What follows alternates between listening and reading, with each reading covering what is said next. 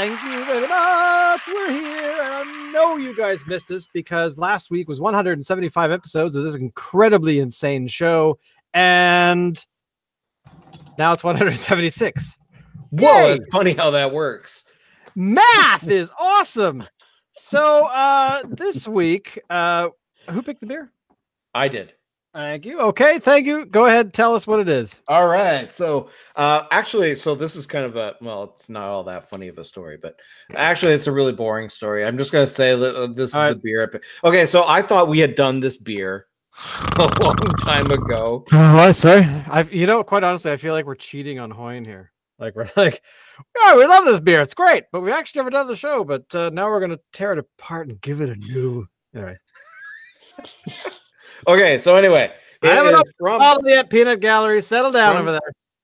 From Hoyne, it is Dark Matter. Now, this beer has been around a long time. I thought we did it ages ago, but apparently we didn't.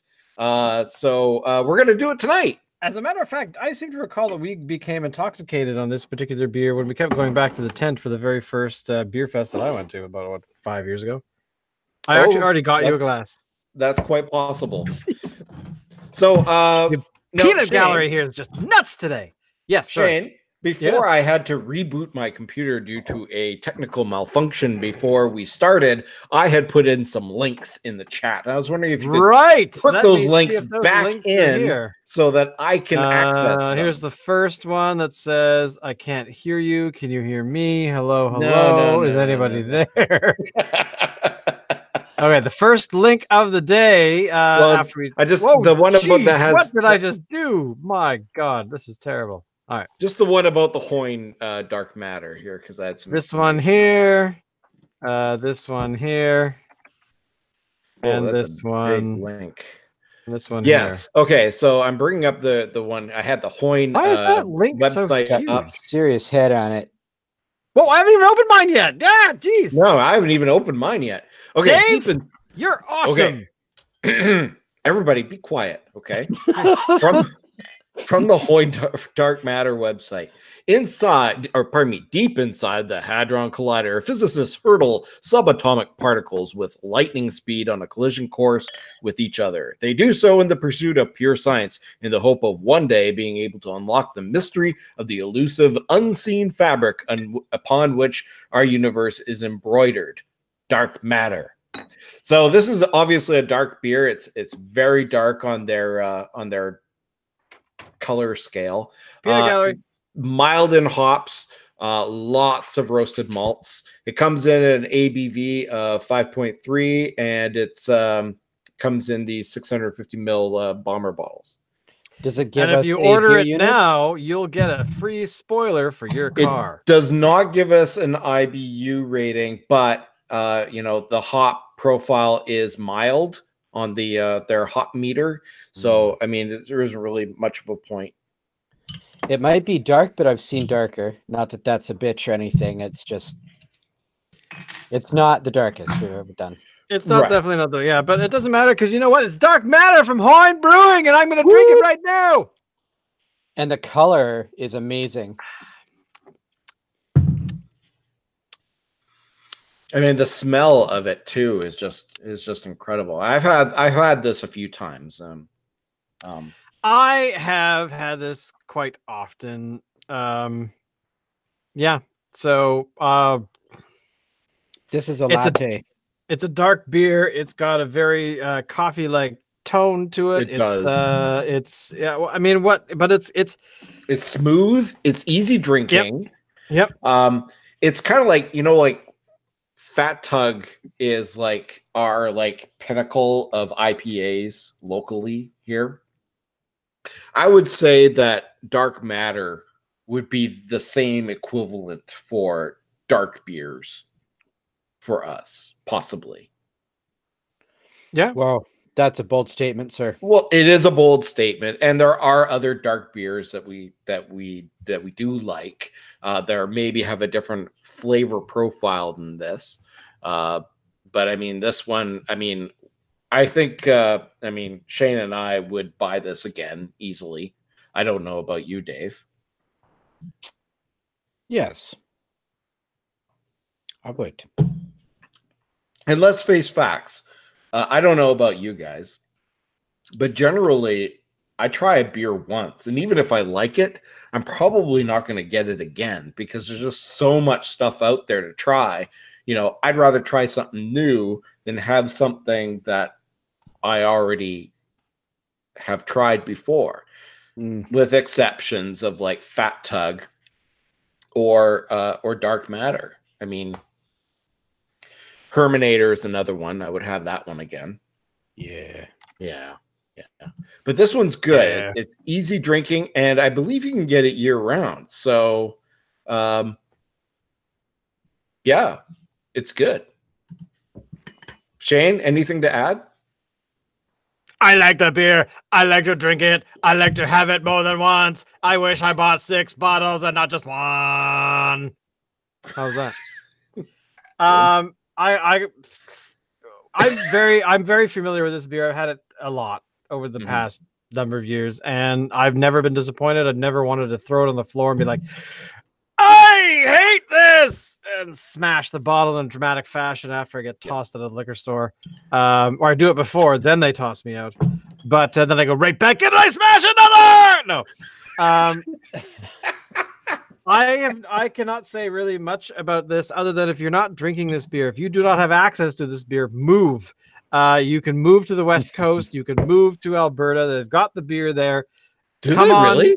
I have no idea. I'm making this up as I go. So then you just get here and you can drink this beer. If you can't get this beer, stop drinking beer altogether until you get this beer, because this beer is like in our top 5. I would say this beer is probably number 2. Yeah. Whoa.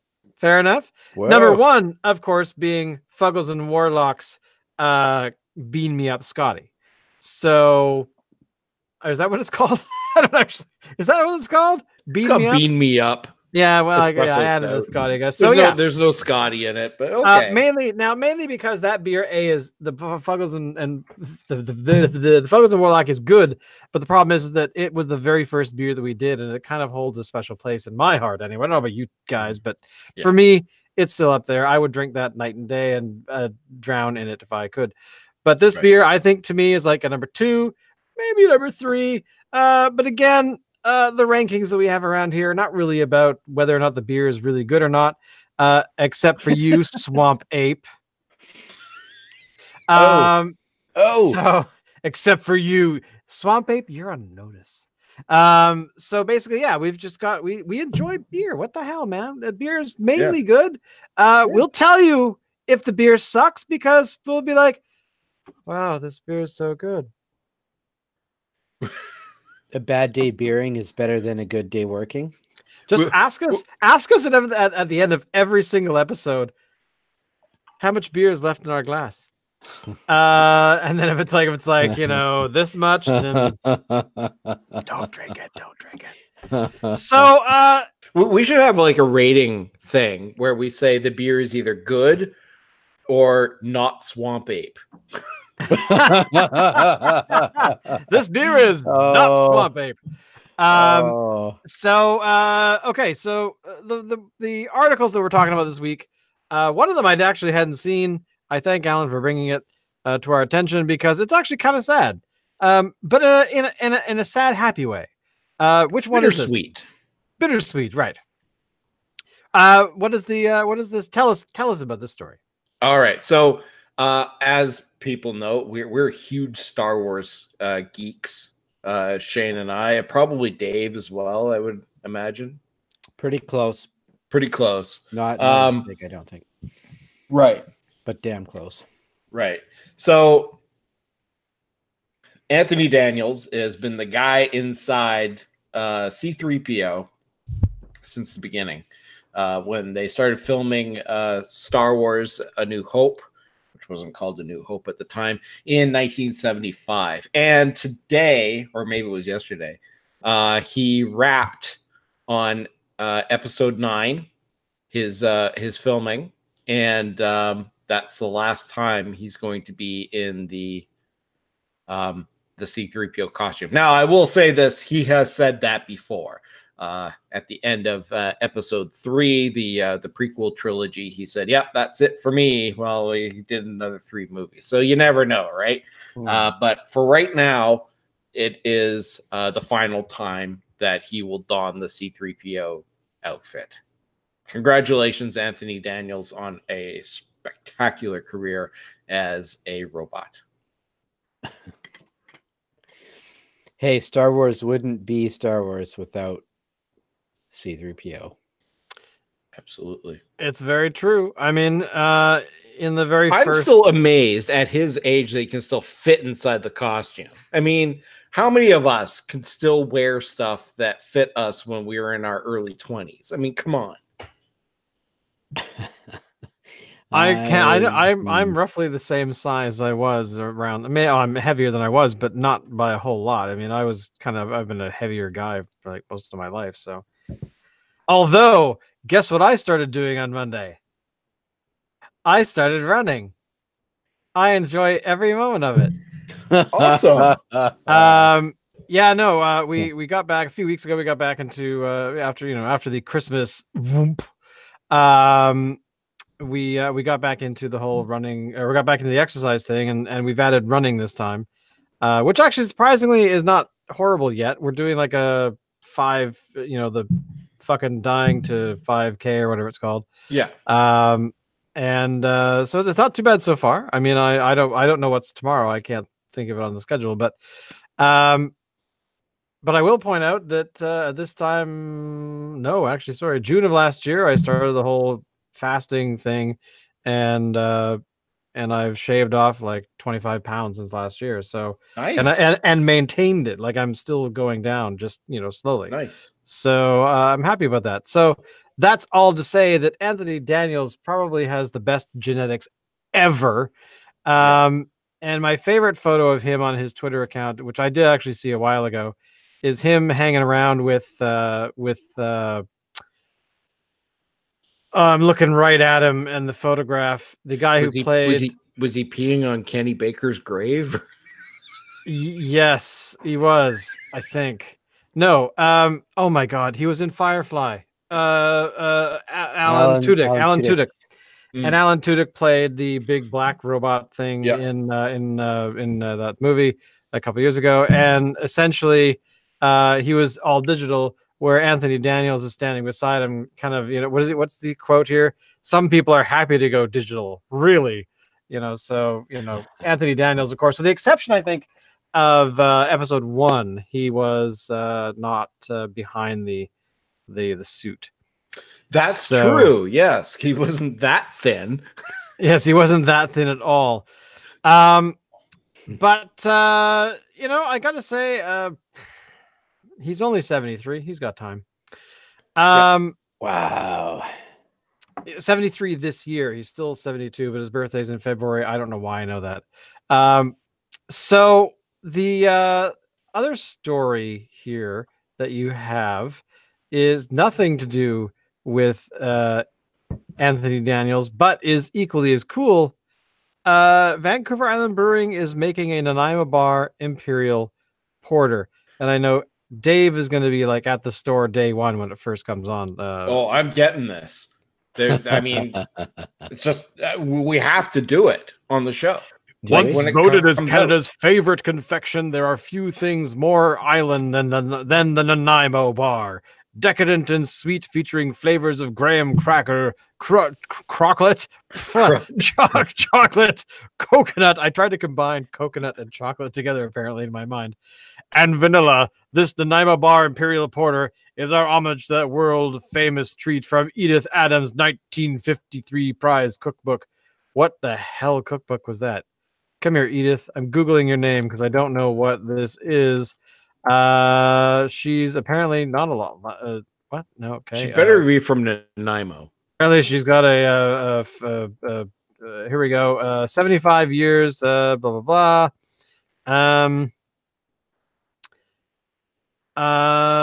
She's not from Nanaimo. I'm gonna where is she from? Where? Okay, Nanaimo. Nanaimo. Apparently she's not from Nanaimo. I don't know. No, somebody's getting a severed head. She wrote for a bunch of stuff. Who cares? She basically, it doesn't matter. You know what? Quite honestly, I don't care. She created the most delectable and heart-killing thing ever. Why is created. it called a Nanaimo bar then if it's not from Nanaimo? Hey Google, why is a Nanaimo bar called a Nanaimo bar? There we go.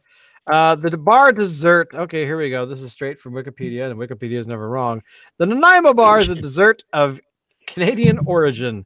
It is a bar of dessert, which requires no baking and is named after the city of Nanaimo, British Columbia, and Vancouver Island. It consists of 3 layers, a wafer, and a coconut crumb base. A wafer with custard flavored butter icing in the middle, with chocolate on top. Many varieties exist. Many types of crumbs have been used. Different icing, peanut butter, etc., have been used instead, or on different types of chocolate. The earliest confirmed printed copy of the recipe was named Nanaimo Bar, appears in Edith Adams' Prize Cookbook, the 14th edition from 1953. A copy of the book is at the Nanaimo Museum. However, following research into the origin of Nanaimo bars, Lenore Newman writes that the same recipe was published in the Vancouver Sun earlier that same year under the name London Fog Bar. You Scandal. Edith, you scandal. The recipe later also appears in a publication titled His or Her Favorite Recipes, compiled by the Women's Association of the Brecton United Church, 1957, with the blah, blah, blah, the bunch of other crap. And basically, apparently from something called Mabel's Squares out of Maryland. And then, of course, from New Brunswick. So basically, the same crap happens everywhere else. It's just a People big steal their scam. stuff. So it's a big scam. But there you go. From the first season of the MasterChef Canada Elimination Challenge, where competitors made desserts inspired by Nanaimo bars, chosen among 3 Canadian desserts. A question: What are 2 other desserts that are Canadian? I can't think of a single one. Maybe I'm just so used to them, I don't imagine they're not. You know, maybe Baked Alaska. Bear claws. Oh, bear claws. Timbits. I was baked Alaska was a joke, by the way. I didn't know, but baked Alaska. The Great Canadian. I don't even know what a baked Alaska is. It's ice cream thrown in the oven. Seriously? Yeah, seriously.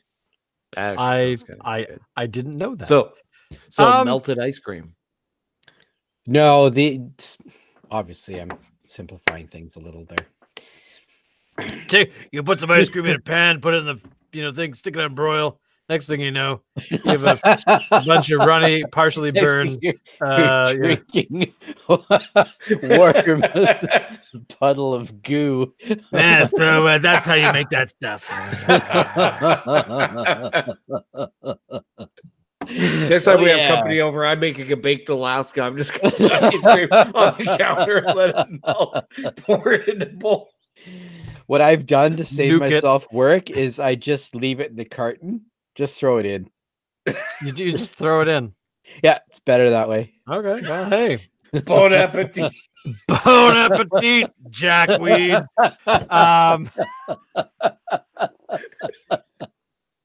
Going straight to hell for that one.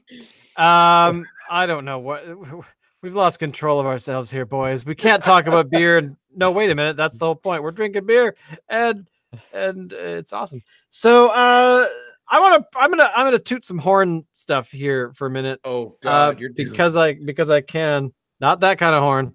Okay. But basically, right now, I am going to Toronto in a few weeks to go to this event called PodCamp Toronto. Surprisingly, nice. Basically, it's all about podcasting and all that kind of stuff. Is it intense?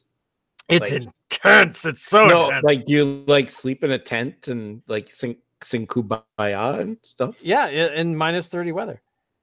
Cool. Anyway, this whole thing is all about podcasting, which is this technically is a podcast. Congratulations, boys. We're officially vloggers. But essentially, what's going on is I am going there, and I was going through the list of things that have been submitted to be talked about at the event. And so I was going through them, and the one thing I noticed is that because podcasting is so incredibly, it's stumbled drunkenly into the mainstream over the past, I would say, a couple of years. But this year, I think probably the last 12 months or so, it's really become noticeable because Google's really stepped up their podcasting, like getting people's attention to them by launching its own app and all this kind of stuff. There's also a ton of other people that are doing all kinds of promotion of different things. So is that direct competition for Apple's iTunes platform? essentially, yeah. I mean, okay. it is. Yeah. Well, for the last few years, you could actually in Google Play, like the music system, you can actually submit your podcast there, but they didn't actually have an app that allowed you to, take them on the go, essentially. So unless you had Google Music, and some people do, some people don't, kind of thing. Like some people have iTunes, some people don't. So people normally would go to like third-party solutions, stuff like that. They get apps that do their own thing, but this one, so they hived this thing off, and they had a big to do about the launch of it, and I think that sort of increased people's attention because it was covered by the media and stuff, or the mainstream media and stuff.